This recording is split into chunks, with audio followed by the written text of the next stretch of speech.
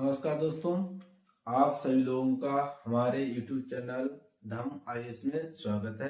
दोस्तों, आज हम इस वीडियो के माध्यम से इंग्लिश ग्रामर के एक्टिव पैसिव जो 9 से इंटर तक परीक्षा की दृष्टि से बहुत ही महत्वपूर्ण है, ठीक है, उनके बारे में हम चर्चा करेंगे। Active voice and passive voice. दोस्तों, आज हम इस वीडियो के माध्यम से एक्टिव वॉइस और पैसिव वॉइस के बारे में चर्चा करेंगे, क्या होते हैं और कैसे इनके बनाने के नियम हैं और कैसे ये बनाए जाते हैं।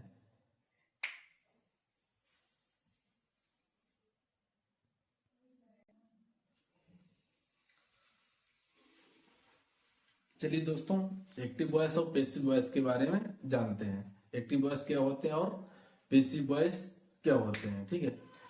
दोस्तों, एक्टिव वॉइस को हिंदी में कहते हैं कृतवाच्य। क्या कहते हैं? कृतवाच्य। एक्टिव वॉइस में कार्य कर्ता द्वारा किया जाता है।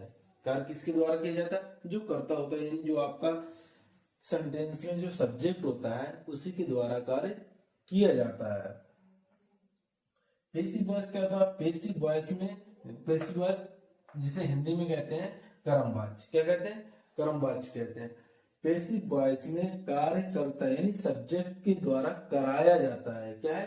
कराया जाता है। काम वही करता है फिलहाल, पर उसके द्वारा क्या कार्य कराया जाता है। जैसे एक्टिव वॉइस की जो एग्जाम्पल है, यह है example, Ram eats the food, यानी राम खाना खाता है। ठीक, जब हम इसे पैसिव वॉइस में बनाएंगे तो इसका हो जाएगा the food is eaten by Ram. यहाँ पे इसका मतलब हो गया राम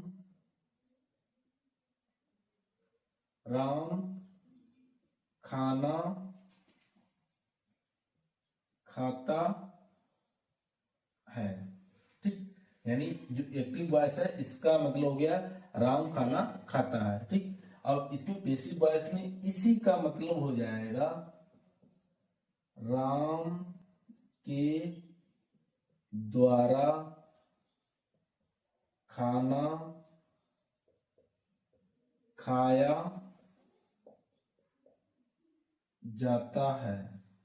ठीक, मतलब वो ही हो गया। अगर इसका भाव देखें तो भाव क्या है? यही है कि राम खाना खाता है, पर यहाँ पे क्या है, थोड़ा सा चेंजिंग हो गई है। क्या हो गया? राम के द्वारा खाना खाया जाता है। इसे हमने थोड़ा सा चेंज करके इसका जो दो है शब्द बदल दिए और इसके दिया राम के द्वारा खाना खाया जाता है। पर इसके जो दोनों के भाव हैं, भाव एक ही है, यानी दोनों के भाव ये है कि राम खाना खाने के कार्य कर रहा है। तो इसी को हम कहते हैं, इसे हम एक्टिव वॉइस कहते हैं, इसे हम पैसिव वॉइस कहते हैं। एक्टिव वॉइस में जो कार्य होता है वो कर्ता द्वारा डायरेक्ट किया जाता है। ठीक है। पैसिव वॉइस होता है उसमें कर्ता द्वारा कार्य कराया जाता है, ना कि वो खुद करता है। ठीक, तो इसे हम बनाते हैं। अब एक्टिव और पैसिव वॉइस बनाने के रूल क्या है, इन्हें हम कैसे बनाते हैं और किस तरीके के इनके नियम है और क्या हम इनमें कौन से नियम फॉलो करते हैं, वो आगे हम इस वीडियो के माध्यम से देखेंगे। ठीक है। एक्टिव से पैसिव बनाने के मात्र सिर्फ 4 नियम है, ओनली 4 नियम, जो आपके 12 टेंस हैं, इन 12 टेंसों पे ही फॉलो करते हैं। ठीक है, देखते हैं आगे वो नियम क्या है।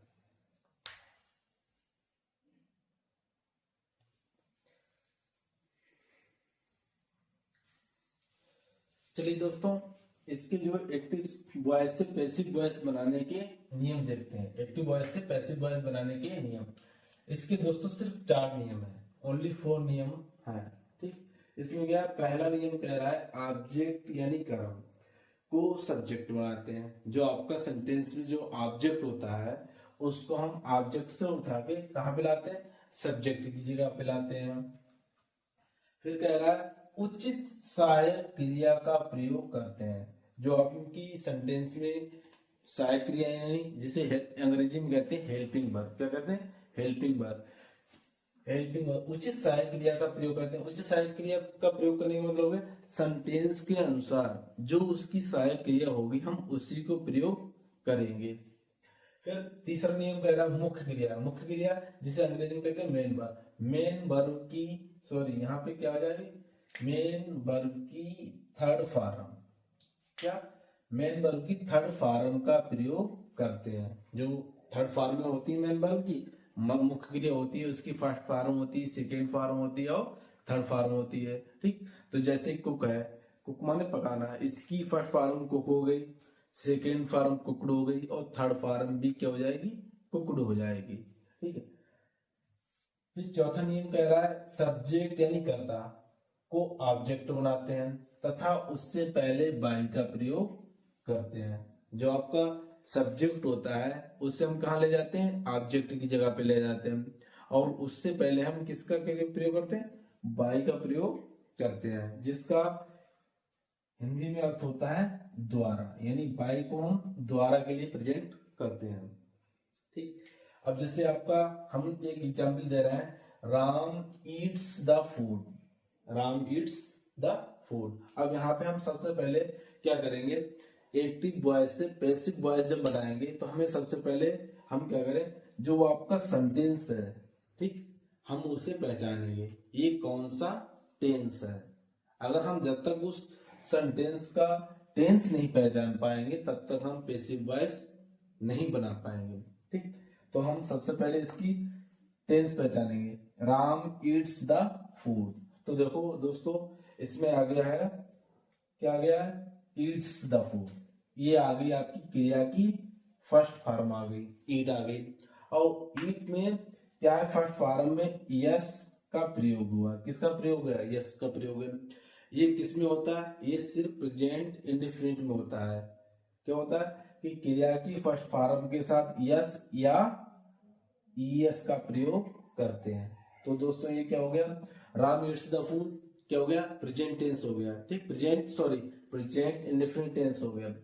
जब आपने ये वाक्य पहचान लिया, अब वाक्य पहचानने के बाद फिर आप क्या पहचानोगे, इसमें हम सब्जेक्ट पहचानेंगे, क्या पहचानेंगे, सब्जेक्ट पहचानेंगे, फिर ऑब्जेक्ट पहचानेंगे। अगर आप सब्जेक्ट और ऑब्जेक्ट भी नहीं पहचान पाओगे तो ये नियम क्या कह रहा है, ऑब्जेक्ट को सब्जेक्ट बनाते, तो आप ऑब्जेक्ट को सब्जेक्ट कैसे बनाओगे, है नहीं। तो आप पहले सब ऑब्जेक्ट पहचानो। ऑब्जेक्ट क्या है आपका, द फूड। ठीक, ये हो जाएगा आपका।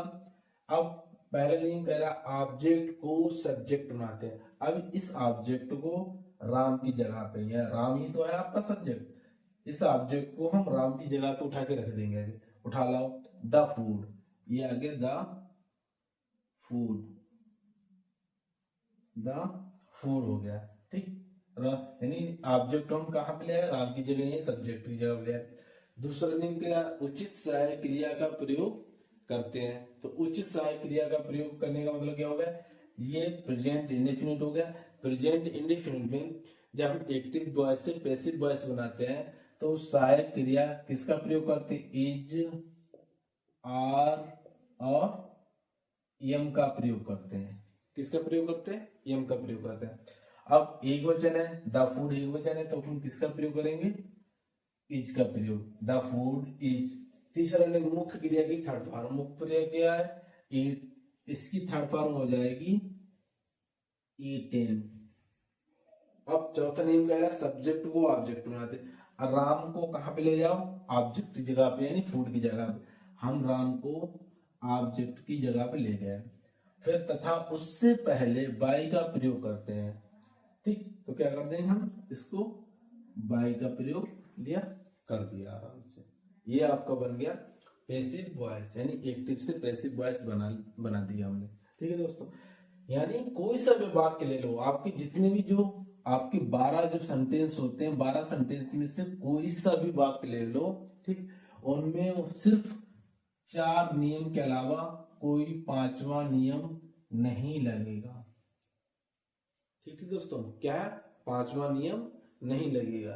पर अगली आने वाली वीडियो हम ये भी बताएंगे कि जो 12 सेंटेंस होते हैं उनमें 12 सेंटेंस में सभी की पैसिव वॉइस नहीं बनती है।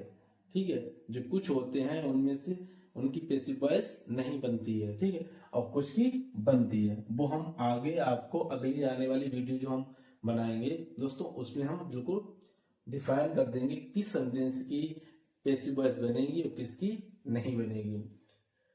अगर आने वाली जो वीडियो है हमारी देखना है तो कृपया हमारे चैनल जो कि है धम IAS, इसको प्लीज सब्सक्राइब करें और लाइक करें और शेयर करें, जिससे कि ज्यादा से ज्यादा स्टूडेंट्स हमसे जुड़ सकें और जो अपनी यूपी बोर्ड परीक्षा की बेहतरीन तैयारी कर सकें, यूपी बोर्ड परीक्षा 2025 की। इन वीडियो के माध्यम से दोस्तों हम पूरी इंग्लिश ग्रामर जो भी आपकी एक्टिव वॉइस है, पैसिव वॉइस है और नरेशन है, या आपकी बिल्कुल पूरी बेहतरीन तरीके से तैयार करवा देंगे। इतना दोस्तों आपको बहुत बेहतरीन तरीके से समझ में आया होगा कि क्या होते हैं एक्टिव वॉइस, क्या होते हैं पैसिव वॉइस, उनके बनाने के नियम क्या है और उन्हें कैसे बनाया जाता है।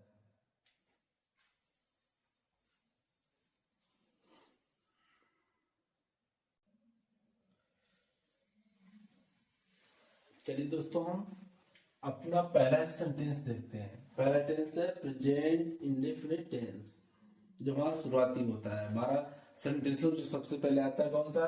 प्रेजेंट इंडेफिनिट टेंस, जिसे हिंदी में कहते हैं अनिश्चित वर्तमान काल। हम देखते हैं कि इसकी पैसिव वॉइस किस तरीके से बनाई जाती है प्रेजेंट इंडेफिनिट टेंस की।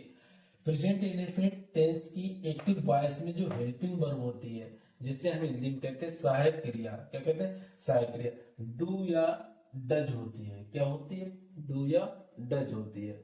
इसको हम जब पैसिव वॉइस में एक्टिव से पैसिव वॉइस बनाते हैं तो इसकी हेल्पिंग वर्ब इज, आर और यम हो जाती है। क्या हो जाती है? इज, आर और यम का प्रयोग करते हैं, इन तीन सहायक क्रियाओं का प्रयोग करते हैं। अब ये किसके किसके साथ करते हैं? इज का प्रयोग यानी सिंगुलर नंबर। सिंगुलर नंबर का मतलब हो गया एक वचन कर्ता के साथ। किसके साथ? एक वचन कर्ता के साथ हम किसका प्रयोग करेंगे? इज का प्रयोग करते हैं। किसका प्रयोग करते हैं? इज का प्रयोग करते हैं। प्लूरल नंबर यानी बहुवचन कर्ता के साथ हम आर का प्रयोग करते हैं। किसका प्रयोग करते हैं? आर का प्रयोग करते हैं। आई जिसे हिंदी में कहते हैं मैं के साथ हम क्या प्रयोग करते हैं? यम का प्रयोग करते हैं। किसका प्रयोग करते हैं? यम का प्रयोग करते हैं। ठीक, अब हम इन्हें उदाहरण के द्वारा देखते हैं, यानी एग्जाम्पल्स के द्वारा देखते हैं कहाँ पे हम इसका प्रयोग करेंगे, कहाँ पे आर का प्रयोग करेंगे और कहाँ पे हम यम का प्रयोग करेंगे। ठीक है,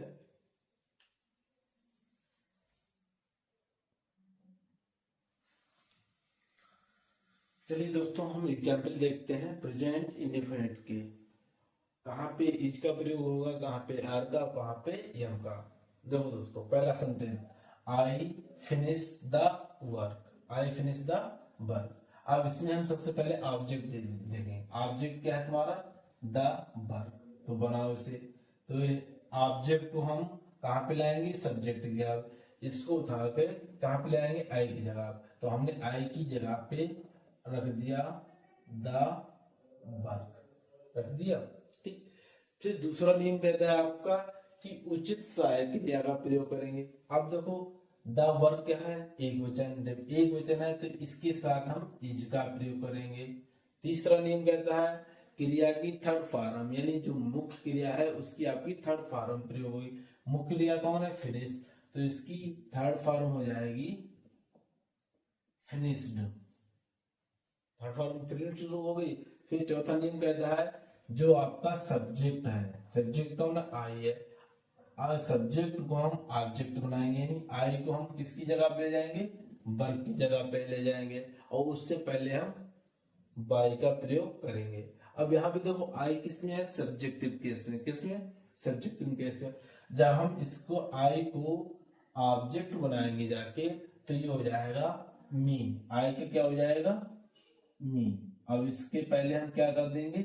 वाई का प्रयोग। ये आपका बन गया प्रेजेंट इंडेफिनिट का पैसिव वॉइस। ठीक, फिर दूसरा कह रहा है यू ईट द मैंगोज। ठीक, अब इसमें हम सबसे पहले देखेंगे ऑब्जेक्ट कौन है? ऑब्जेक्ट है आपका द मैंगोज। तो हम इस ऑब्जेक्ट को सब्जेक्ट यू की जगह पे लाएंगे, तो ये हो जाएगा द मैंगोज, किसी जगह पे आ गया, यू की जगह पे हो गया। अब दूसरा नियम कहता है उचित सहायक क्रिया का प्रयोग करेंगे।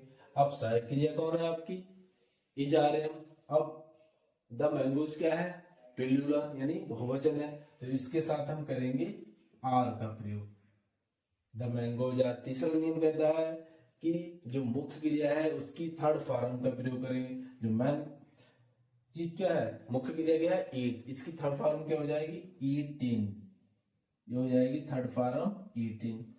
चौथा नियम कह रहा है सब्जेक्ट को ऑब्जेक्ट यानी द मैंगोज की जगह पे लाएंगे। हम ले आए ऑब्जेक्ट और इससे पहले बाय का प्रयोग करेंगे, बाय का प्रयोग कर दिया। जो दोस्तों यू है उससे जब ऑब्जेक्ट बनाएंगे तो वो यू ही रहेगा, ठीक। चौथा, तीसरा देखो, हम इसमें बोलेंगे they do not beat me, वे मुझे नहीं पीटते हैं, ठीक। तो इसमें हम सबसे पहले पहचानेंगे ऑब्जेक्ट। ऑब्जेक्ट कौन है, मी। जब हम मी, ये यहाँ पे ऑब्जेक्ट, जब मी को हम सब्जेक्ट बनाएंगे तो इसका सब्जेक्ट हो जाएगा आई। अब ये मी को हम कहाँ पे लाएंगे, दे की जगह पे, तो ये हो जाएगा मी का आई हो जाएगा, ठीक। अब आई के अनुसार क्या लगना चाहिए, एम, क्यों, आई के साथ हमेशा क्या आता है, एम आता है। आई एम, यहाँ पे दोस्तों नॉट है तो यहाँ इसके साथ में नॉट भी लगा दो, आई एम नॉट। फिर क्रिया की थर्ड, तीसरा नियम क्या कहता है, मुख्य क्रिया की थर्ड फॉर्म। थर्ड फॉर्म क्या हो जाएगी, बीट की हो जाती है थर्ड फॉर्म, बीटेन। और देखो यानी सब्जेक्ट है, सब्जेक्ट को कहाँ पे लाओगे, मी की जगह पे। जब देखो हम ऑब्जेक्ट बनाएंगे तो ये हो जाएगा देम, और इससे पहले हम बाय का प्रयोग कर देंगे, ये बन गया आपका पैसिव वॉइस, ठीक। ये दोस्तों थे आपके एक्टिव से पैसिव बनाने के नियम थे। और प्रेजेंट इंडेफिनिट के हमने कुछ उनकी सहायक क्रिया सीखी और कुछ उसके उदाहरण सीखे, ये कैसे बनाए जाते हैं और क्या इनमें नियम लगते हैं और क्या इसकी क्या नाम सहायक क्रिया है पैसिव वॉइस पे, ठीक। ये आपका पहला प्रेजेंट इंडेफिनिट कंप्लीट हो गया। इसके कुछ उदाहरण जो है हम अगली वीडियो में आपको बनाकर दिखाएंगे कि इसके जो प्रेजेंट इंडेफिनिट के को बाकी कैसे बनाए जाते हैं। अगर दोस्तों हमारी वीडियो आपको अच्छी लगी हो तो कृपया लाइक करें और शेयर करें और सब्सक्राइब बिल्कुल करें। बगैर सब्सक्राइब के भी दोस्तों काम नहीं चलने वाला है। हमारी आगामी वीडियो देखने के लिए हमारे चैनल को जरूर सब्सक्राइब करें। हमारे चैनल का नाम है दोस्तों धम्म